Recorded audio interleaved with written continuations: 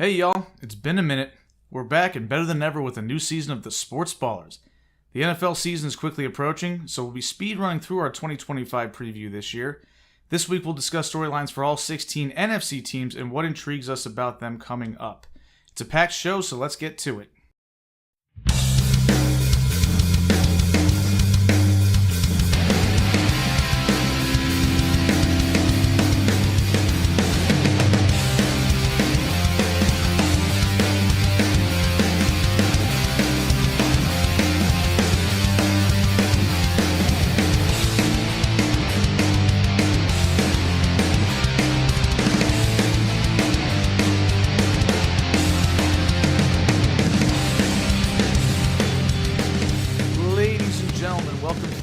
Episode of the Sports Ballers podcast, which has been a while since we've recorded one of these, and even longer since we've recorded one with our good friend and esteemed colleague Corey Puffett. Welcome back to the show, Mr. Puff. How are you? Good to be back, and I'm doing pretty well. Can't complain. Glad to have you back. We're more glad to have the equipment back than you, but appreciate you. Understandable. But obviously the equipment matters a lot too. We were offered the equipment, to be fair.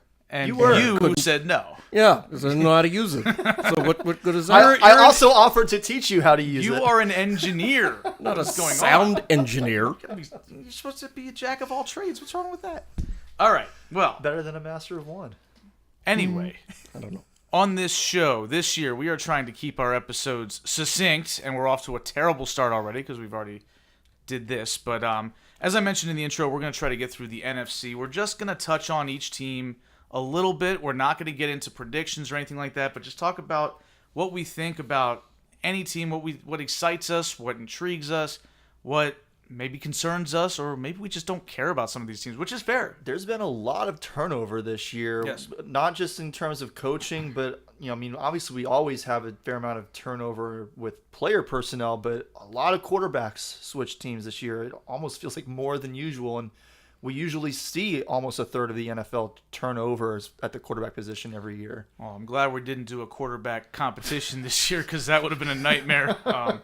So anyway, let's get down to it. Let's start with the NFC East because the headlining attraction of the NFC is obviously the Philadelphia Eagles, yes. Defending Super Bowl champion, number 2 seed in the conference last year. I believe they went 14-3. Beat the Packers, beat the Rams, beat the Commanders, and then beat the Chiefs to win their second Super Bowl. And they figure to be right back in the mix atop this conference. Not a whole lot of turnover with them, although they did lose some pass rush. Corey, we'll start with you. What do you think about this Philly team coming into 2025? I think they made a huge move this offseason when they traded for Dorian Thompson-Robinson. See, this is why okay. Maybe you do outrank the machines because that's pretty good. I was not expecting that. This team is still going to be really good this year. They're going to have a much more difficult schedule. And so Jalen Hurts is likely going to be asked to do a little bit more of the heavy lifting in the passing game. I don't think they're going to be able to get away with running Saquon Barkley the way that they did last year.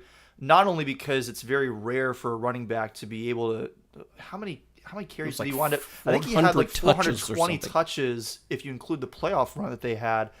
To be able to do that and then come back and be asked to carry that heavy a workload again is extremely rare in the NFL. So, but you add in the fact that they're going to have a harder schedule. They're not going to be in as many situations this year where Jalen Hurts and A.J. Brown can do their thing for the first half and then they can just run out the clock in the second half. Mm-hmm. They're going to have to keep their pedal on the metal at times in the second half. So that aspect is going to be really intriguing to me to see can Jalen Hurts be that guy when he's asked to throw the ball more than 20, 25 times a game like he was last year. Evan?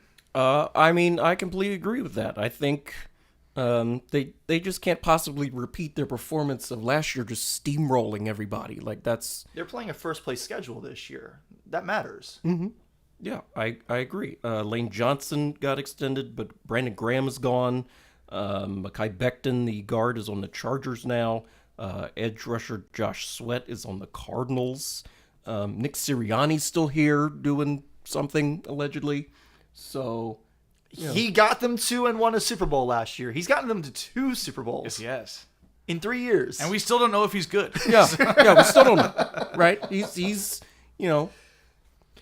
obviously getting in not arguments bad. with fans. He's obviously not bad. You can't be a bad coach and get your team to the Super Bowl.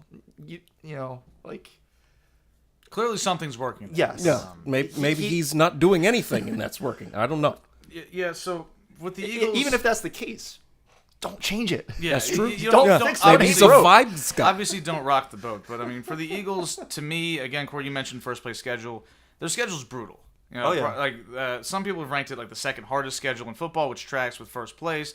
The NFC has gotten more competitive over the last few years because there was a while where it looked like the NFC was the joke conference, but it's kind of closed the gap on the AFC a little bit. But honestly, the bigger concern I have is I think their defense might regress a little bit.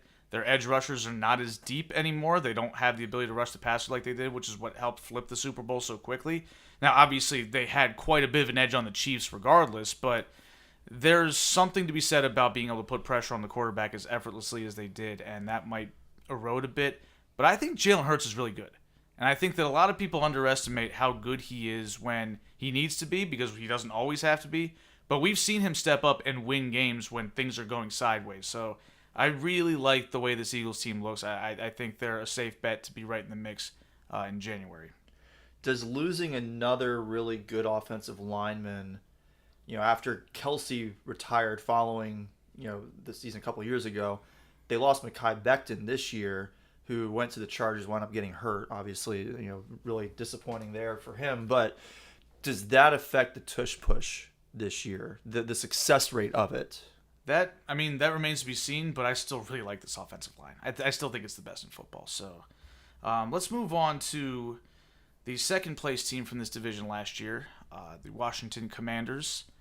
And I'm going to give Evan the first word because Corey might need to cope and seethe after his ex became a hated ex for being mean to his current girlfriend, the Detroit Lions. But this team, 12-5 last year, wild card squad, won 2 rounds of the playoffs before ultimately losing to the Eagles in the NFC Championship game.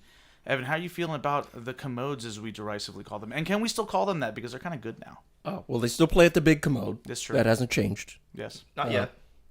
Yes, but it will change. But I mean, it still has not it's changed. still going to be like 7 years or something, right? Who knows? It depends on how long DC holds up the whole thing. But I mean, that's neither here nor there. Talk they about build the a team. new stadium quickly, like they'll be in the same issues they have now. Fair enough. But the team, as they used to be known. Yes, their former name. I think they're prime target for regression in the sense that way too many things went right last year. Like they were, for example, the success rate on 4th down was ridiculous. Like you can't. They converted like 80-something% of 4th downs. Like that's insane. So I don't think that can happen again. I do like Jaden Daniels. He's incredible. But I still feel like there's some holes in this roster a little bit. The defense is a bunch of old guys, right? So, I mean, I still think they'll be good and they'll probably make the playoffs. But, I think some of their issues went unfixed and could get exposed. I'm going to be very interested to see what this team ends up looking like in week 1 because they're also dealing with some concerns regarding who's actually going to be on the team between Terry McLaurin holding out and now it sounds like Brian Robinson wants out. Like something clearly happened there that caused a fracture. I have no idea what, but just this week now people are reaching out to try and trade for him or he's demanding a trade. Something is going on there. And he's a good player. Like, we talk about how impressive Chase Brown was coming out of the blue for the Bengals last year. And, like, Brian Robinson's yards per carry was the same. Like, he was a pretty efficient runner last year. They bring in Deebo Samuel, who was not good last year. And at least early in training camp was not looking particularly fit. That is true. That was noticeable. Yeah, although I think he's slimmed down a bit since he actually. I should hope so. Yeah. But the good news is that outside of the potential departures of McLaurin and Robinson, I don't expect that McLaurin is actually going to go anywhere. Me either. Robinson seems a little bit more dicey right now. Outside of those names, there's really nobody of note on their departure list from this past offseason. So while I think that they are a candidate for regression in a few ways, McLaurin probably will not have as many touchdown catches this year unless his targets go way up, which is possible. And, as you mentioned, Evan, their fourth down rate is likely going to drop. There's just no way you can maintain an 80% conversion success rate over 2 full seasons. That would be insane. Honestly, my biggest concern is really just with the coaching staff. I still don't like Dan Quinn as a good head coach. He has done this where he does well early in his tenures, and then the team just, whoever he's in charge of, whether he managed to leave before the Legion of Boom started what was eventually going to be a regression to go to Atlanta. But then, he gets Atlanta to the Super Bowl. It's all downhill from there. He goes to Dallas, and their offense gets good, and then he leaves. And, after it's kind of gone downhill until they bring in Kellen Moore, comes to Washington. Maybe they have another good year or two in them. And anything that comes from Washington, I think, is really going to be mostly on the back of Jaden Daniels. I mean, I agree with that. I didn't really consider the coaching much because, I think that the assistants are not as bad as we like to make fun of them for, including your boy Cliff Kingsbury. Worst head coach in NFL But history. he's not a head coach. I think No, he's he's an not. adequate offensive coordinator. He Sure. just can't be in the big chair. Sure. The concern is, Evan mentioned it, there are some areas where it didn't get fixed, namely up front, run defense. Last year was horrible. They got away with it because of certain decisions and other issues and a little bit of luck. But the NFC is a run-first conference up at the top. Yeah, the and Eagles run the ball. The Lions run the ball. The 49ers and the Packers run the ball. So you got to be able to stop the run if you want to hang with the teams that are either absolutely going to contend or at least hope to contend, and I think that's going to cause them problems. But And the only noteworthy player they signed who's defensive line edge was Von Miller, who is ancient. he's at this ancient point. and he's a pass rusher by trade. I think Right. he can still make a difference, but he's not a run stopper. No. So that problem hasn't been fixed. So I feel like the team overall is better, but the schedule's tougher. They're not going to win 5 straight games at the last play of the game again. That was Another insane. Hail Mary, right? Yeah, with the guy goofing with the fans before he blew the game. During the play. Yeah. So I don't think they're going to have all that happen again, but I could still see them. I could see them losing more games, but still feeling like a better team in the playoffs. But they're probably not going to get to the conference championship game again, which means some fans around this area, we all know them well, might be like, "Oh, we regressed." It's like, well, you didn't actually regress. You just didn't have as many Got things less go your lucky. way. You're still in a good shape. You still got a great young quarterback, and you should feel good about your future. But maybe not in 2025, at least as far as winning the Super Bowl goes. So speaking of never winning the Super Bowl, let's talk about them Cowboys. Cowboys. I don't plan on spending a ton of time on these jokers, but my only note about them, just real quick, is I'm gleeful that this is the first year that I can recall coming into the season, nobody thinks they're going to be good, so nobody's really talking about them. The only thing I hear about them is with Micah Parsons. That's it. I haven't heard about I've that. still seen some stuff on Well, I'm NFL sorry, I Network where haven't people seen think it. that they're going to be good. I don't know that. Don't I see listen it. to those people. If Micah Parsons is not a Cowboy, that defense is It's going to over. be It's terrible. done. Yeah. The running back room, Bad. again, not good. Like Miles Sanders and Javonte Williams have had good seasons in the past, but they're both multiple years removed from those And years. neither one of them were like superstars by any means. No. They were adequate running backs. Miles Sanders had like one superstar-ish year with the Eagles, and Again, best offensive line in Right, the world, exactly. and a running quarterback that takes the edge off. the one thing I will say is I actually like the addition of George Pickens for them if he Has his head on cannot straight. be a head Massive case. if, yeah. Obviously, that's a big if, but he is one of the most efficient deep route runners in the NFL in terms of successfully converting catchable balls. And you pair that with Dak Prescott, who is one of the 3 top most accurate deep ball throwers in the NFL.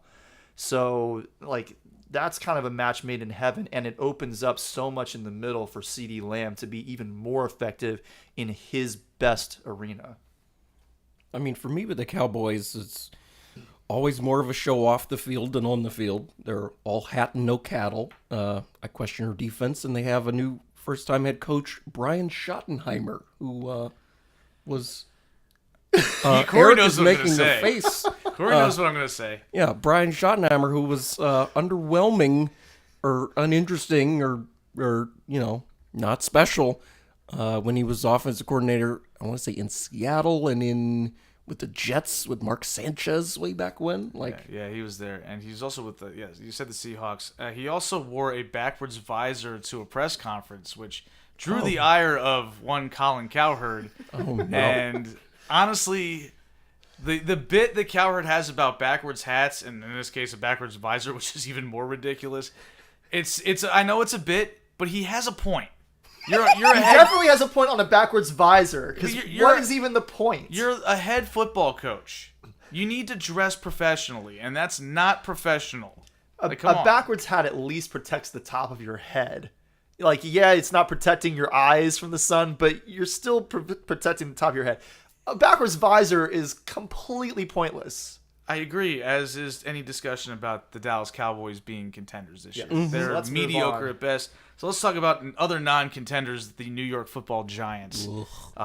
So say something nice about the Giants, Evan. Apparently Jackson Dart looks good in preseason. Okay, that's something. Yeah. Their defensive I had to line. say one thing, but you can keep going. Oh, well, I got another thing. Their defensive line might be incredible. Like Dexter Lawrence. Might be best in the league. Yeah. They're great. Kayvon Thibodeau, Abdul Carter, and Malik Neighbors is great. Mm-hmm. That's the end of the good things. I have something nice to say about them. Go. They have possibly our favorite player in the NFL who's not on our team. Lil Jordan Humphrey. No, Jameis Winston. Oh, I do love me some James. And Yeah. I hope he starts at some point.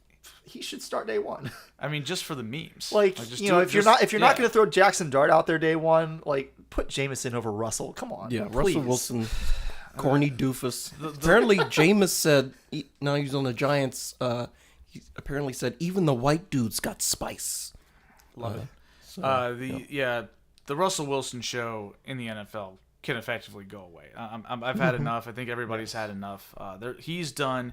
I do think the Giants will wreck some games this year. I do think that they're not a very good team. They look fit for last place, but They have a good defense. yeah, if they've got a great pass rush, which Yes. can ruin a game even for a good team. So they might sneak up on some people and play spoiler, and God forbid, they might injure a couple quarterbacks with how much they're going to get after the passers. So they're going to be at least interesting in that regard. They're just not going to win that much as far as I'm concerned. Yeah, obviously, we didn't do the draft show this past year, and so I didn't do as like the whole research on looking at film the way that I normally do, but I did see some film of Abdul Carter. He's the real deal. Like, he's a good player. He makes their defense a lot better. Darius Alexander, I've looked at a little bit of film. He looks pretty solid. He was a day 2 pick.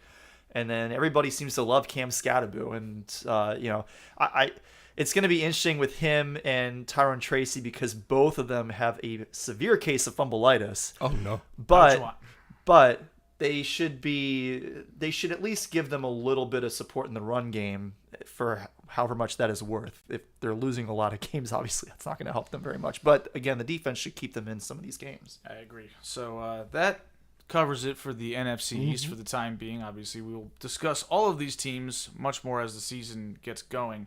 Let's move over to the NFC North, and let's start with Corey. Your Detroit Lions coming off of the best regular season they probably had ever had, and definitely ever had. Yeah. 15-2, won the division, and unfortunately got the 1 seed and got bounced in the first round. But still a great roster. Lost your 2 coordinators though. So what do you think about the down ballot coaching here? I'm not overly concerned. John Morton has been in the Lions system. He's the new offensive coordinator. He was, forget what his position was a couple years ago before he left to go to the Broncos. But there's some continuity. But there's a little bit of continuity. He coached with Ben Johnson. The players know him, so that should at least give us a chance for some consistency on that side of the ball. Defense, it's so hard to tell exactly what it's going to mean on the defense to lose Aaron Glenn and go to a new coordinator because we were so demolished by injury last year. Yep. I think we had I don't think we had the most injuries as a team in the NFL. I think that went to the 49ers. But I think we might have been the second most, and we definitely had the most defensive injuries in the NFL. Every week, it's and that was a big reason why we had that letdown in the NFC Championship or in the divisional round against Washington. I still think that we're going to be good. The schedule's going to be a little bit tougher, and some of our guys like Amon-Ra St. Brown is probably not going to be quite the same player productivity-wise this year because we have other players who are stepping up into more pertinent roles. Jameson Williams has, for the first offseason in his career, been getting like unconditional praise from the coaching staff. Like there is nothing bad that they have had to say about him this entire offseason and through training camp.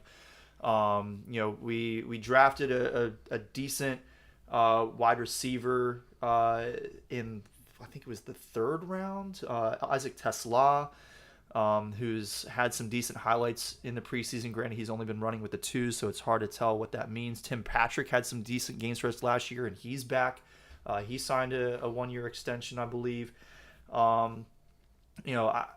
like the team, and I'm super excited to have Aiden Hutchinson back. Like that's the headliner. Yep. I'm saving that for last. Just having him back means so much to the defense and to the team as a whole.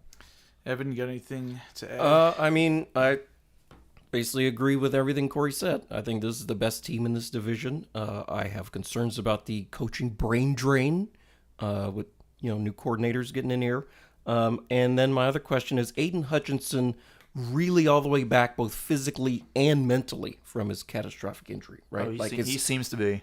Okay. I mean, he was running dead sprints a few months ago, so I have no concerns about him mentally. Like somebody who is mentally still a little bit nervous about things does not do that before you even need to do that for training camp and for the season. Like that tells me he's definitely all the way back mentally. I don't think that he ever went anywhere mentally. Like there was talk about if we had made a run through the playoffs to the Super Bowl, he might have been back for that. Yeah. That would have been pretty quick, and it would have been dangerous. But the fact that that was even a possibility tells me that he wanted to be there. He was on that grind mentally to get there. And as far as physically, I haven't seen anything through training camp videos and stuff that would give me any concern about him physically either. Yeah, the recovery time for that injury was like 4 to 6 months when it happened. So he's had plenty of time to sort of basically have a full offseason. And this wasn't like a ligament issue. It was a bone. It was one of those where it looks terrible. Right. But it's like you'd rather have a broken bone, even if it's a really bad break, versus a torn ligament. So oftentimes when you talk about bone breaks, when you heal, your bone is actually stronger. Yep. Rather than ligaments where there is a higher risk of re-tearing something. Yeah. So I think this defense this year is going to be excellent. Like I think the personnel continues to get better. The Lions have clearly emphasized that in the draft, and I think that they've hit on a lot of those picks. Aiden Hutchinson has Defensive Player of the Year potential. We all know that. I think he's going to live up to that. I don't see a whole lot of weaknesses on this team. Like we talk about Philadelphia having like basically a bulletproof roster. I think the Lions are right there with them. So I think you're going to see the Lions have a brutal schedule too. Their division's really tough. Yeah.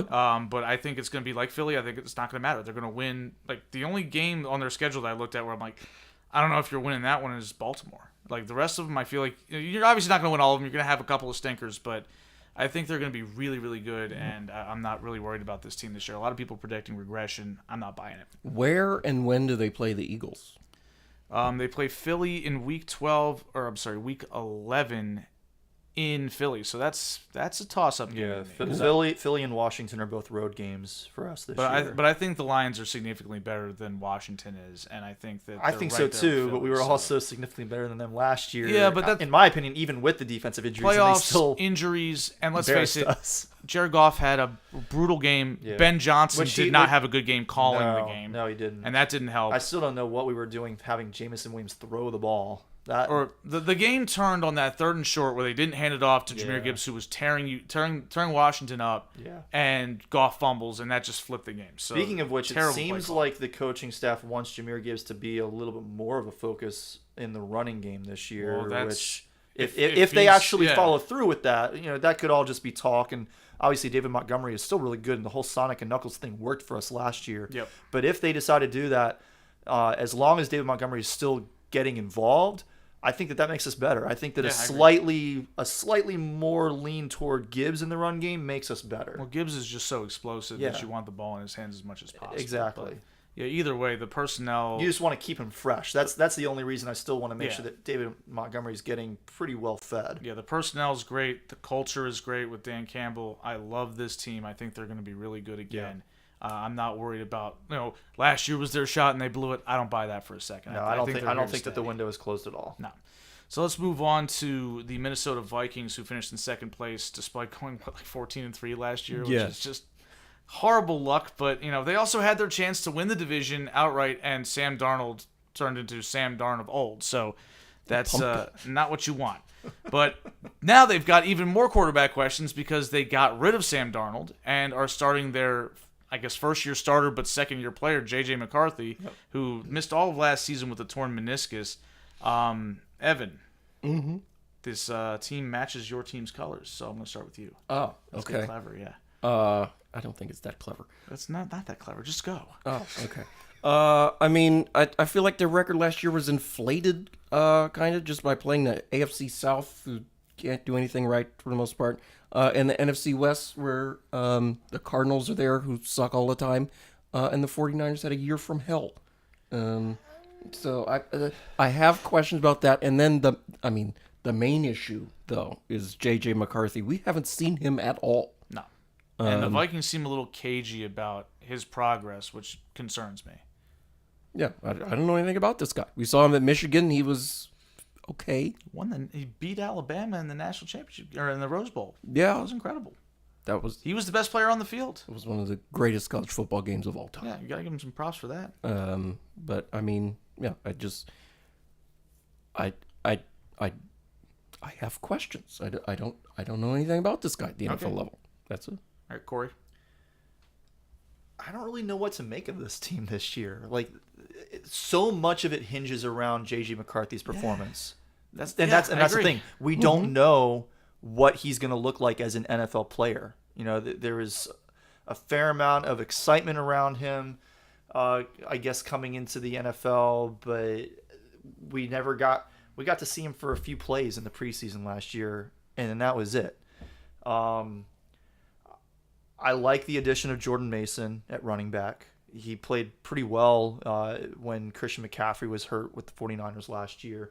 So having him and Aaron Jones, because Aaron Jones, he re-signed on a 2-year deal, but obviously he's getting older. He's been around for a while. He was very inefficient on the goal line last year. I think he had like 13 carries inside the 5 and turned him into like 1 touchdown. Not very good. Not great. And then obviously you got Jordan Addison, who's going to miss the first 3 games of the season with his suspension. But again, it all boils down, in my opinion, to McCarthy. And until we know what he is, it's basically impossible to assess what this team is going to be. I like, the scheme is awesome. That's the one thing that gives me hope that, like, whatever J.J. McCarthy is, because Sam Darnold, I don't think is that good of a quarterback. No. Kirk Cousins has been good in the past, but I think last year was not really that different than what he would have been pre-Achilles injury if he hadn't been in such a good scheme. Like,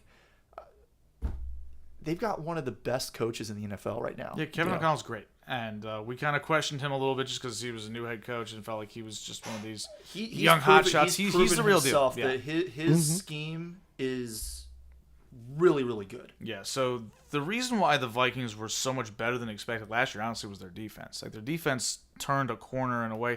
Honestly, we've been making fun of Harrison Smith for like a decade, and yet he had a nice resurgence last year. God. He was like actually He was really good again. I was like, well, what's going on here? And he's back. Yeah, he's back again. Back this So year. if he plays like that again, their defense is going to be excellent. Yeah. But yeah, their offense is going to be what carries the day for them, win or lose. And also, again, brutal schedule for this team. Yep. NFC North, we've talked about that. It's going to be the case for all 4 of these teams. NFC North versus AFC North this year. Yeah, which again doesn't help. So they're all, it's iron sharpens iron, but if you're not made of iron, you're going to break. So it could be bad news for the Vikings in that regard. I think the schedule is going to be maybe what dooms them along with their quarterback play. But if J.J. McCarthy surprises us and has just an incredible year and plays like a top 15 to top 10 quarterback, this team could go on a run as well. Like, I think that's really all it takes for them is just to get – if they get plus quarterback play, they're going to be right up there with Detroit.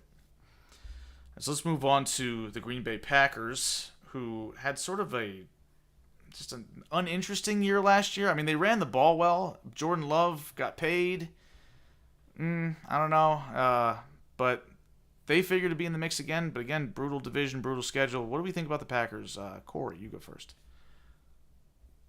Very little turnover with this team. This is one of the teams that looks very similar this year as it did last year. Yep. Obviously, not zero turnover. Jair Alexander left to go to the Ravens. And Eric Wilson is now with the Vikings. But outside of them, like, there's really not very many notable departures from their roster. But they also didn't go out and add anybody that really speaks to me. Like, they brought in McCole Hardman. Isaiah McDuffie is a decent player. They re-signed Brandon McManus, but like, he was already there last year. Yeah, kicker. Like, those are the guys that I can point to be like, oh, I know who they are. Yeah, see, the thing is, you normally when people say, there's lack of turnover on this team, generally that's used in a positive way. I don't think that's a good thing for this team because I don't think they were that good last year. Their wide receiver room is very meh. Yeah, that's exactly what I have here. Yeah, it's not great. Who is special in that among the pass catching group? Because like Christian Watson was supposed to be, but he's always hurt. Yeah. Oh my God, always hurt. Yeah, unbearable. I guess Jaden Reed. Like when he's Romeo been on the field, Dubs? But he's inconsistent. There's too many. I don't know how this team won as many games as it did last year, and I don't know how it's going to be able to repeat that performance this year. They had on the those AFC divisions, South. Yeah, they played the AFC South too. It was Cupcake City. Yeah, and this year it's not going to be Cupcake City. They're going to have a brutal run. So I think they have a better chance of finishing last in this division than they do of finishing first or second. I think I agree with that. Yeah, because I think that I think they're just the distinct favorite, and I think the Vikings have more upside than the Packers do. I think the Bears have more upside than the Packers do. You might be right. You might be right about that. So let's talk about them. The Bears. The Bears. The story for this season, I think, is obvious. It's Caleb Williams and Ben Johnson and how they coexist. Yep. Yeah. So, Corey, Ben Johnson was your boy. Tell me about how you think this is going to go. This is a prove-it year for Caleb. Yeah, absolutely. He was brutal last year. Took so many sacks. He had like 2 or 3 kind of spike games where he actually looked good. And the rest of the season, he looked borderline incompetent. He didn't seem to know what he was doing out there. He couldn't put together back-to-back good drives at any point in the season, essentially. Can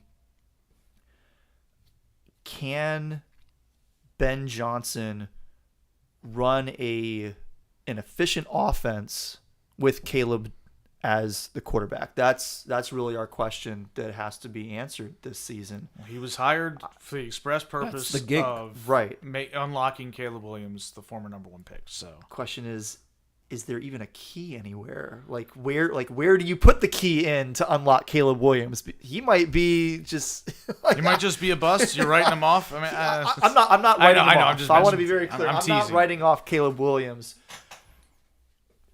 But. And he had one really good drive this past week, week 2 of preseason. That was a nice he went drive. like, what was it, 6 for 7 or 5 of 6 for like 95 yards and a touchdown. He was very good on that drive.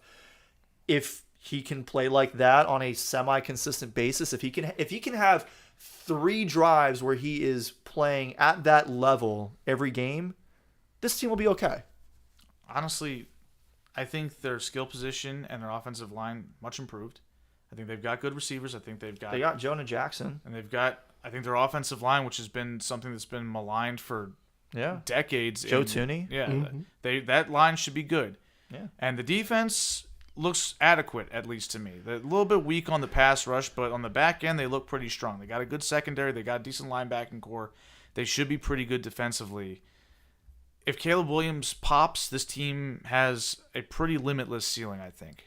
And there's no excuse if he doesn't pop, because even putting aside Ben Johnson, who we don't know if he has what it takes to be an NFL head coach yet. Sure. He might. We know the previous guy didn't. We know he was a very good offensive coordinator. That doesn't always turn into being a good head coach. But Regularly they also happens, yeah. invested in weapons by drafting Colston Loveland in the first round, and then their second pick was who was the Luther Burden III, the wide receiver. I forget what Mizzou. college he went to. Yeah, and that's after Mizzou. they drafted Roma Dunes last year. So Exactly. So, they put a lot of stock into that. Yes, they have invested in weapons around him, and if he can't get it done with those weapons, And this new offensive line. then at that point the writing's on the wall. Yeah. Yeah. So prove it year for Caleb, even if it's only year 2. Obviously, this is more than a 1-year plan for the Bears, but you Are the got Bears overhyped, do you think? I don't feel think like no, they're- I don't think they're overhyped at all. I think everybody is equally concerned about, is Caleb going to be the guy? And I think that some of the concerns from last year that we saw, some of the, and maybe this doesn't matter, but I didn't love the fact that he missed all them throws on that stupid net drill and then threw a little fit. I don't think that's a good look for a quarterback. You're supposed to be the team leader. I worry about the intangible aspect of playing the quarterback position and whether or not that's a sign that he's ever going to get it at the NFL level. Because we saw in college, There were concerns in college. yeah, we saw in college he wins the Heisman. Everybody's like, oh, this guy's going to repeat as the Heisman winner, become the first quarterback to do that. And then the second half of the year, he just has a meltdown. And he still gets picked number 1 overall purely off potential. But you mentioned it on our draft podcast. You thought Jaden Daniels should have gone number 1. And based on what happened as rookies, Jaden Daniels is ahead right now pretty clearly. So I've been right on both of those because I also had C.J. Stroud Yes, as you my did. best So quarterback in that draft. And granted, Bryce Young, we'll talk about him shortly. Yeah, but we'll Bryce get Young there, had a good end of the season last Yes. year, but it's still C.J. Stroud. Yes, it is. Let's go to the NFC South now. Sorry, Evan, I didn't really cut you in there, but I think we covered the Bears pretty Yes, because adequately. you Yeah. said all the stuff I have in my notes. Okay, well, I'll give you first crack at the Tampa Bay Buccaneers, and we can move through this division, I think, pretty quickly, because other than the Bucs, this is pretty terrible. But anyway, Evan, tell me something about the Bucs. Baker still has that chip on his shoulder. Mike Evans is still great and still here. I don't have expectations for Chris Godwin, though, just coming off of his horrible injury. But he bounces back really nicely. Like he always has, because he's had bad injuries, and he comes back and he plays really well. So I don't think that's a good thing. That's Well, I means mean, you that's- have a lot of I injuries. mean, yeah, that's true. He's really but- good at bouncing back from horrible injuries. He's had 17 of them. Yes, and he's still here. So you can take that how you want to. But Yeah. I think it'd be harder to win this division. I don't think it'd be hard, but I think it'd be harder because the Falcons and Panthers have improved. I don't think they're good, but they're not. Well, the Bucs got swept by the Falcons last year. Like they lost both those games. It happens. happens. It happens. Oh, Sometimes weird stuff like that happens.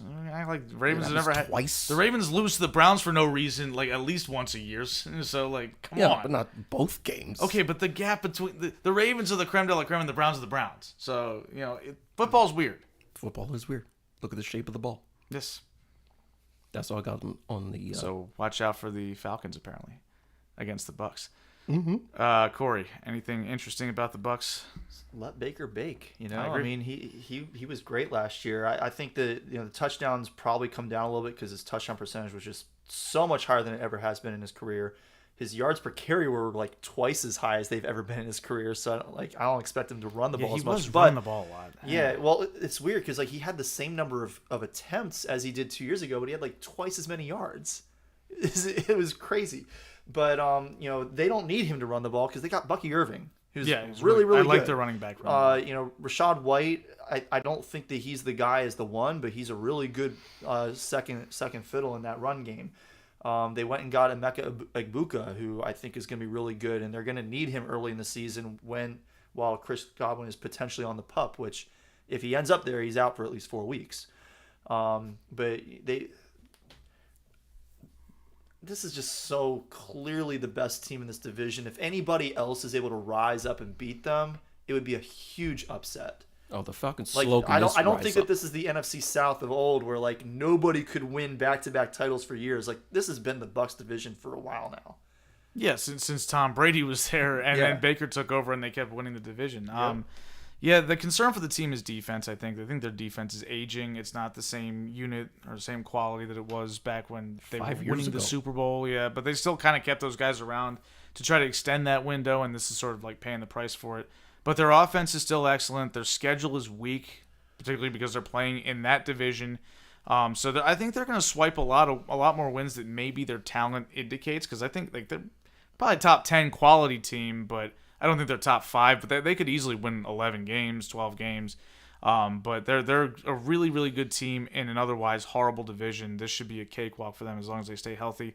And shout out to the worst fantasy football tight end to ever appear in a playoff game, Cade Otton, still number 1 on the depth chart for the tight end position, and he's actually not bad. He was good last year. He's pretty solid. He's a pretty solid player. He wasn't back then though, so I'm still No, he was still gonna roast you for that now and then, because that was insane.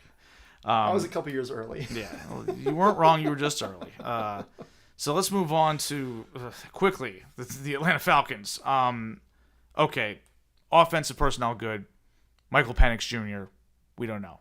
Mm-hmm. So Well, apparently one of the news networks down there in Atlanta doesn't even know what his last name is for sure. Yes, Well, make sure to spell his name right on all chyrons. that was a predictable outcome for Yes. having that name. I'm surprised it never happened in his 10 years of playing college football. Yes. Yeah, I mean, I don't really have a lot to say about. There's maybe one other team that I have anything to say about in this division. It's not the Falcons. Like, The non-existent pass rush. They haven't been able to rush the passer for years now. Like, it's been at least 10 years, right? They drafted Vic Beasley, who wasn't the guy. There's somebody else who also wasn't the guy whose name I can't remember. Grady Jarrett was he had like 3 sacks in the Super Bowl that they blew. And Yes. He's on the Bears now, apparently. yeah, they put a picture of him in the stadium at Mercedes-Benz celebrating his record 3 first-half sacks. And I'm like, maybe you don't want to. And then what happened? Maybe you don't want to celebrate what happened during that football game, because it's kind of humiliating. I will say shout out to DeMarco Hellams, DeMatha guy, who is a safety for the Falcons and may end up playing some cornerback for them. But he suffered an ankle injury in the preseason last year, carted off the field, and wound up missing the whole rest of the season with a high ankle sprain. Like, how do you miss an entire season? I know high ankle sprains are like severe, but I rarely see people miss the whole season. But he's back, and in the first preseason game they played, which was against my Lions, while I was watching the game, he was in on like 3 or 4 consecutive plays. He did get called for a roughing, or not a roughing, unsportsmanlike conduct penalty on one of the hits that he made. But shout out to him. So the Falcons, the one note I had about them is they're sort of an interesting paradox in the fact that I don't think any of their position groups on defense are bad. I think they're all pretty average, and yet I think that makes for a horrible defense. Because you have no playmakers. You got to have somebody that disrupts a play. Yeah. They brought in Jesse Bates to do that. You either have to have good linebackers who are locking down the middle of the field, or you have to have a good offensive or defensive line who can generate a pass rush, or you need a good defensive back. You need to make them uncomfortable somehow. Yes. And if you have average players everywhere, any offense, even a mediocre to bad offense, can still stay on schedule. Yes. So that's a problem. Yes. All right. Carolina Panthers. Tack McKinley was the guy I was thinking of. Okay. Carolina Panthers. They're actually going to be kind of frisky this year, I think. I love Teteroa and McMillan. Their wide receiver out of Arizona. Really like the film that he put on in college, and I'm excited to see what he does. They drafted Trevor Etienne, which isn't really that notable, except that it's Travis brother. Etienne's brother, So yeah. cool for them. And they didn't really lose a lot of players that are that notable. But That's because they're bad, so yeah. Sure, like, but they don't have any notable players. you know, they signed J.C. Horn to an extension, which I think was important because he's a really good cornerback. He's good, yeah. We talked about him on draft day. Yeah.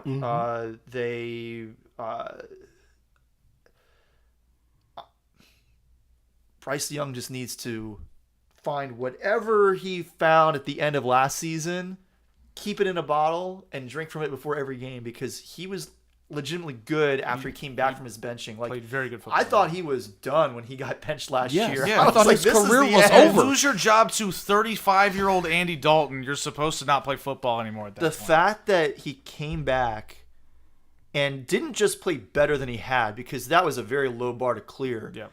He looked like a player who is at least worth consideration for the first overall pick in an NFL draft Right. for the rest of the season. That says a lot to me about his mentality. His character. I give him a lot of credit for that. I need to see the consistency in the performance before I actually say this guy is a really good quarterback. But I'll give him a lot of credit for that, because these days, so many of these young quarterbacks don't have that mental toughness. Well, Evan and I knew that he certainly has that dog in him because we saw it in college. And you're playing in the SEC, you're playing in big games, and he made Playing under Nick Saban. Yeah, You've got to yeah. have some thick skin for You that. can't, yeah, exactly. It's going to wear you out. So to me, this season for me for the Panthers is about Bryce Young just showcasing what he can do, because I think their defense, the Carolina defense, is going to suck, and I think that's going to hold them back from having any real chance of making a playoff push or anything like that. But if Bryce It's Young going to lead to plenty of passing situations for Yeah. us to be able to assess Bryce and Young. if Bryce plays well, he can at least put himself out there and say, "Hey, pay me or get rid of me or whatever," and have an extended career in the NFL. Because I think, we had differing opinions on whether or not he was the number one prospect, but we all agreed he was a good prospect. Oh, yeah. We He won the weren't Heisman Trophy. we weren't looking at him No, saying, no. "Oh, this guy." It wasn't Trey Lance or Zach Wilson where we're like, I don't know about this dude. No, there were just a few specific things I was able Right. to point to that made me feel like C.J. Stroud had an edge over him. Right. But that Bryce in Young no was way, still a fine yeah, prospect. Absolutely. And He's shorter than me. that's true, but he's also way better at sports than you and That's me and also everybody true. here. So And, here we are. That's why we're here talking about Bryce it. Young would have and easily been the best quarterback in this year's draft. Like, he was better than Cam Ward. I agree, 100%. Yeah. No questions asked. So we can move on to the NFC West because we've talked about all the NFC South teams. So We let's missing talk- somebody? I think we're missing We somebody. missing somebody? Let's talk about the LA Rams. Okay, fine. New Orleans Saints. They're gonna suck. Worst team in the NFC. And this is gonna be brutal. It's gonna be brutal. I have a very important question that I think Do you? is gonna have a lot of sway in how good this team actually is. How is SHOUGH pronounced shuck? Because it sort of rhymes with suck, and that's appropriate. Oh my God! We're gonna be doing a 2-year tank for Arch. That's Yes. it. Like A double tank. Like just Alvin put up some numbers. Mm-hmm. Cam gets some sacks. Boost your Hall of Fame resume potentially. That's it. That's the It season. might not have to be a 2-year, because just today I saw a quote from Arch Manning where he said, "I don't know." He was talking about Archie. He said, Yeah, "I don't know of where course. I don't know where he got that. I'm taking things day by day." So he is not ruling out entering the draft next year. I don't care. If he doesn't come out next year, we'll tank again. Because what's the Yeah. point? I We've feel got like- 5 years of salary cap cheating to pay for here. Yes. I feel like if I'm an oil-rich Texas booster, I'm backing up the Brinks truck to keep Arch Manning at Texas, right? Because you can just pay the guys directly now. For the Saints, though, I feel like they have tripped over the lumpy rug in the salary cap office and fell flat on their face. We knew that was going to happen. Yeah, Kellen Moore is the coach. Pray for Kellen Moore. Like what? And then I expect them to pick first in the draft. I mean, I don't think Kellen Moore is a bad hire. I just think it was bad timing for Kellen Moore to take this job because they're going to have patience with He's him. got 'cause no players. He's got, Like, he ain't got no squad. Who's playing quarterback? Is it Desmond Ritter? it's Tyler Shuck. Shuck. Tyler Shuck? And Desmond Ritter isn't playing for the Saints. It's Spencer Rattler. So Spencer that's even Rattler. worse. Oh, okay. You remember him, Yes. the Heisman favorite who got benched that year, which Yes. I've never seen that happen Hey, before. Brandon Caleb Cooks Williams. is back, Love Brandon Cooks. and you got Cam Akers, I don't care about Cam. and you got Cam Donovan Akers. the People's Stop! Jones. Stop! Donovan We're moving on. the We're People's moving on. Jones. Although I do love Donovan the People's Jones because of his name. We're moving on to the NFC West, which I wanted to do 5 minutes ago, and now I'm frustrated. So we're going Now off the you're rails. frustrated. Yeah. Is any of this a surprise? No, it doesn't matter. We'll see how you feel when we talk about your Ravens next week. Oh, okay. Anyway, I'm feeling good about my lines. you should be. Evan should feel good about his Ravens, but Evan should. doesn't feel good about anything ever. So, LA Rams, Matt Stafford, what's going on with him? Well, he had to have an epidural in his back. So that sounds not great. Yeah. Cooper Kupp's gone, and I'm sad about it. Yeah, but he's been kind of washed for a while. I'm still sad about it. But he's still in the league. Yeah, he's with the He's just Yeah. the Seahawks, right? We're Yeah. going to talk about him in a We'll get minute. there. We'll Yeah, get there. they're not going to be good. Puka Nacua can't Doesn't believe in self-preservation. He's always out there getting clobbered by somebody. Well, he doesn't have to because he only wants to play for, what do you say, like 7 years, 8 years, something like that? Sounds like a good idea. Honestly, like playing football, long time, probably not good for your health. Jared Verse and Byron Young had huge rookie years. And, typically a player improves the most between his rookie year and his second season. So if they get better, I think the Rams defense is going to be legit. And Matthew Stafford, right? Like, you're not as young as you used to be. If you're in constant pain, need to get shot up and stuff, like that's not good.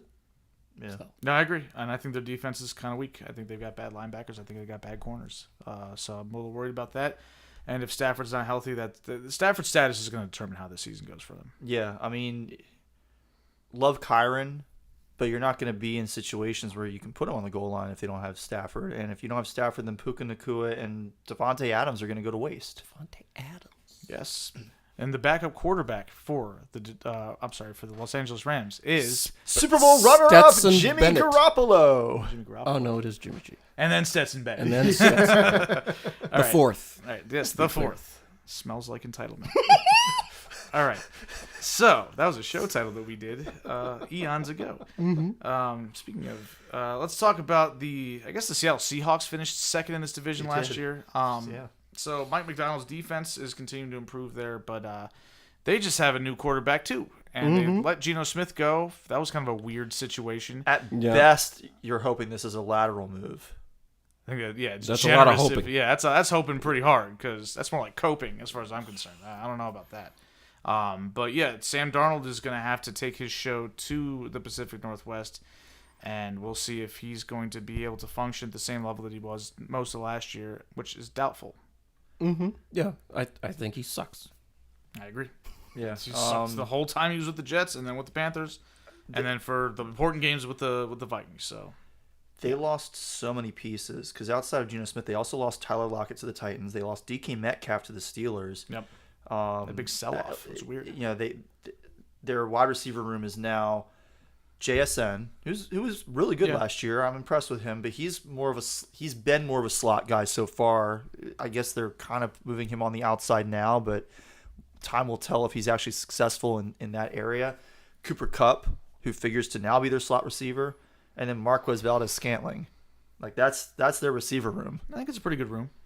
I think it's not terrible. Yeah, but the so quarterback stinks. So right. that's a so problem. how much of that is going to matter? And like he's not playing in the same scheme that he was in Minnesota. Anything else to add on the Seahawks, Evan? No. Okay, fair enough. I like their running backs. I do too. I like their backfield a lot. They have a really good duo with Charbonnet and when he can stay healthy, Ken Walker. Yeah, and I like I mentioned, I like elements of their defense. They've got good interior guys. They got developing pass rushers, and they've got a solid secondary. So was Elijah Arroyo good in Miami, the tight end? They drafted him in the second round. You mean the Miami Hurricanes? Yes, yeah, that's what I mean. Is like was he good with Cam Ward? You should ask him year? because he watches ACC football a lot more than I do. I mean, Miami lost to Georgia Tech last year, so it sounds that might be an indictment, but might be an indictment. we also got too. It might be. But, Cam Ward's we also got kind of lit a up. shaky number one pick as far as I'm concerned. I just found it interesting that the Seahawks spent a second round pick on a tight end who was not Tyler Warren, Colson Loveland, or who's the Brock Bowers. No, Brock Bowers was a rookie last year. I'm talking. His dad was played for Miami. Kellen Winslow. But played defense for Miami. Why am I have Jason no idea. something? Oh, Mason Taylor. Yeah, Mason Taylor. All right, Like, great. Yeah. Fantastic. Let's move not on. waste time on that. So I think the last interesting team we're going to talk about is the San Francisco 49ers. They're coming off of a lost year due to injuries, which happens to them a lot, and I think it's all Kyle Shanahan's fault, but that's, This year, their entire running back room, except for CMC, is hurt already. Just wait. Just you wait. So, but yeah, the offense is still, personnel-wise, looks really good, although the wide receiver room has taken a hit. No more Debo Samuel, Brandon Ayuk coming off an injury. Everybody is hurt. Like Yeah. Ayuk is injured. Like Juwan Jennings is injured. Juwan Jennings is injured. Almost Super Bowl MVP Juwan Jennings. The only players that they have that are healthy right now in that room are essentially Ricky Pearsall, Ricky who got shot. and then they drafted somebody, didn't they? Sure. I don't know. I didn't pay that close of attention to the I draft, to couldn't be tell honest. you at this point. Like this team is just such a mess. They did get Amon-Ra St. Brown's brother. Equinemius St. Brown. Yeah, The one and only. the one and He only. doesn't even show up on this depth chart that I'm looking at. Like, he doesn't have any. That's not good. He doesn't have any projected stats. So not that's good. Oh, okay. that's not what you want. So Especially when you got a wide receiver room that is decimated anyway. yes. Like, So how are you not showing up? I don't know. The George, name, the George Kittle is going to be awesome this year because he's going to have to be. no bath salts though. No, Smelling salts. Oh, smelling salts. You I'm can sorry. bring your own they are allowed to bring their own.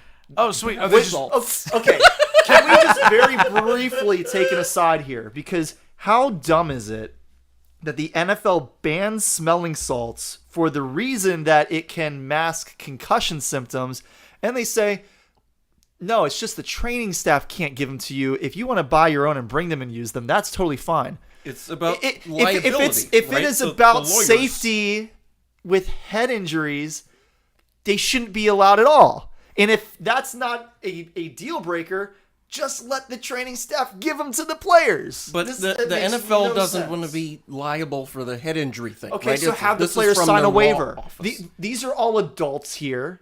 These aren't high school kids who need to have an adult sign for them. They can sign a waiver and say, no, just give me the smelling salts. That's what I want. I mean, I still feel like if the NFL cares This about is player one of the safety, they dumbest shut down things the the league. NFL has done in years. okay. Oh boy. I mean, that's kind of wacky. Wow. Anyway, 49ers defense looks terrible to me. I think their personnel has really slipped, especially in their secondary. I looked through their secondary or their defense. I'm like, who are these people? Yes, they got Fred Warner. They got Nick Bosa. That's the squad. That's the whole team on defense. I don't know if that's good enough, especially because those guys seem to get hurt a lot. They do have a weak schedule, which could elevate their win Oh, yeah, total. they have a very weak and schedule. that might end up vaulting them maybe into playoff contention as a wild card. But I don't think this team doesn't have the fangs that it used to. Like this team, we used to talk about their offense all the time. Honestly, their defense was always their backbone, and that has deteriorated for them. So I'm not a big believer in the resurgence of the 49ers. And Not this year. regardless of what I think about Brock Purdy, I just don't buy it. All right, real quick, Arizona Cardinals. Anything? The Cardinals will continue to be allowed to suck in peace at 4 or 5 Eastern every week. That's. I feel like they have a mediocre offense and a mediocre defense. They are hilariously. If they could go 8.5 and 8.5, they would find a way. Yeah. I've got nothing to say more succinct than what Evan just said. That was perfect. Saw it on a tweet, and we will never forget it because it was perfect. So, all right. Well, that covers everybody in the NFC. We got through that in 57 minutes. Look at us. We're being big boys and trying to get stuff done. So, before we roll out of here, we haven't done this in a while. Do we have any shout-outs? I'll start with you, Corey. Yeah, so start with shout outs to my wife, Rashonda, and my daughter, Riley, who are at home, and got a call from them just before we got started as she was putting Riley to bed. So shout out to them, shout out to her for, allowing me to stay out a little bit later once a week to do this and get this podcast back rolling. I want to give a shout out to DeMatha and its administration, because this past year is, we took our hiatus, or I took my hiatus from the show, and then eventually you guys sort of did too. I also took the whole second semester essentially off from teaching and all my responsibilities around DeMatha to stay at home with my daughter for 6 months after my wife's maternity leave ended. And that was just such a blessing for me to be able to spend some quality time with my daughter and watch her early development. And, I really appreciate that. So shout out to DeMatha and its administration for making that possible. Evan? I don't have a shout out because I forgot we even did that. It's been a little while. You usually don't anyway because you just forget every week. I have one shout out. Shout out to Rich Eisen, who hosted SportsCenter for the first time in 22 years last night as a guest fill-in. They even did like the same format they used to back in the old days with the SportsCenter intro and stuff. Nice. That was great. And he concluded it with a touching tribute to his former partner, Stuart Scott, who we all know passed away several years ago at this point. But still, everybody misses Stu, especially Rich, who was with Stu on SportsCenter for 7 years. So It was great to see that, and let's do a little more of that. Like, let's bring back the old Sports Center, because the ESPN of today, a little lacking at times. Shout out to SVP for being king, but everybody else, y'all need to get it together. And you bring back Michael Smith and Jamel Hill. Yeah, that'd be cool too. Mm-hmm. Well, thank you guys for tuning in. We will be back next week doing something similar with the AFC. Hopefully we don't dwell too long on the Ravens while Evan panics in August. But we can't make any promises on that front. But you can find this podcast on Apple, Google, Spotify, all the normal places. Feel free to smash that subscribe button and leave a review if you're so inclined. You can reach us at thesportsballers@gmail.com. That's still our email, right? Yep. Okay. You can reach us at Twitter, sportsballers18. Still our Twitter account? We still have that, right, Corey? X account, I I guess. haven't X. looked Well, at no, it's been X. I'm not calling it X. I'm not calling it X either. But you can follow us individually. Corey is at Corey Puffett. I am at Quagmire67. And Evan is at Evan_Ash13. Thank you guys again for tuning in. We will be doing this once a week, keeping it to an hour for your listening pleasure. So thank you, and we will see you next week to discuss the AFC.